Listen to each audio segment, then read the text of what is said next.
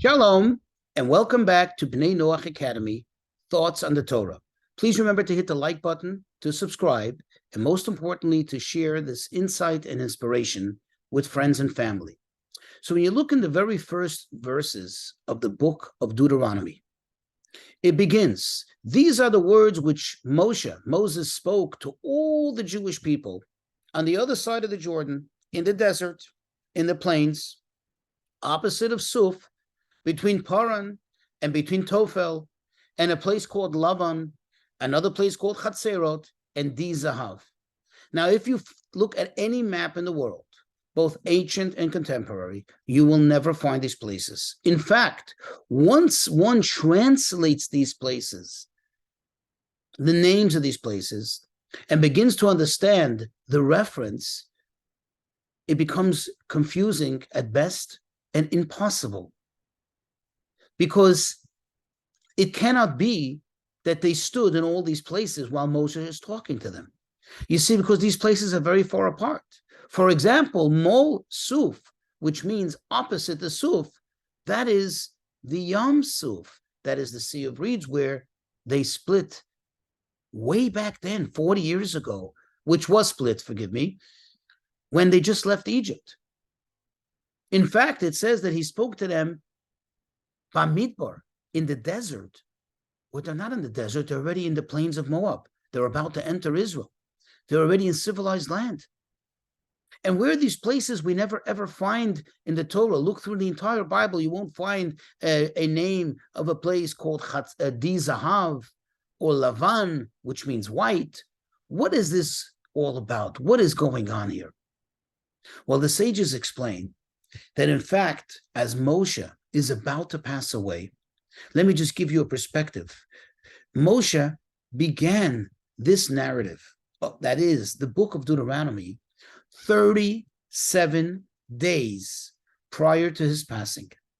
And in a sense, you can say, not only is he giving them a review of everything that was said to them, everything that transpired, but he also was giving him his last will and testament. And as we see later, as we progress in the book of Deuteronomy, he gave them a lot of reproof. He also gave them a lot of warning and caution about the future, giving them various precautions of what they should take as to make sure that the future will hold well, that it would be a very positive one. He warned them of all the potential problems that can happen, all the mistakes that they can potentially make. But over here, he begins with reproving them and telling them off. Yes, he waited all this time. He waited until very close to his passing. As the sages tell us, that we learn from here that a person should not reprove a person and then reprove them again. In other words, always try to do it at the very end. At the end of whatever it is, whether it's the meeting, it's the occasion, or in this case, Moses is doing it at the end of his life. Because you don't want to hurt a person. You don't want to embarrass them. Yes, you may have to call them out for what they've done wrong, not so much to put them down or to hurt them, but for sure that's not the intention. Rather, to show them what they've done wrong so they can amend, so they can change their ways and make things better.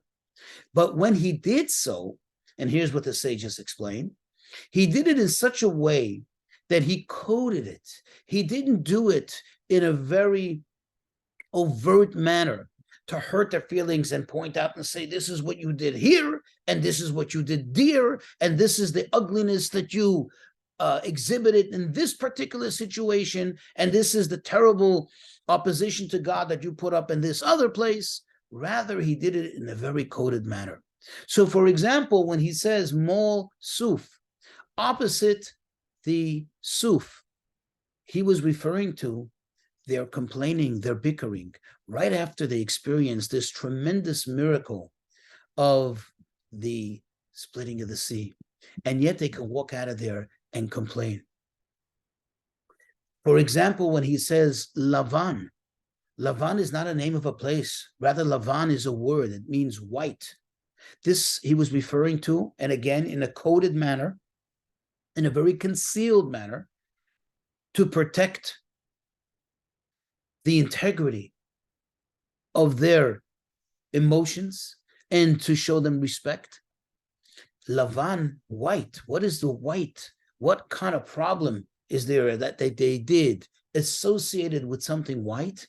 Well, when they complained about the manna, the white manna, that is a terrible thing. Because, and we've spoken about this, imagine God gave them such a beautiful blessing, such a wondrous food. No one has ever experienced it prior to that or post that, and no one ever will. It was a one-time thing for those 40 years, and yet they found it somehow, they found in themselves the ability to complain.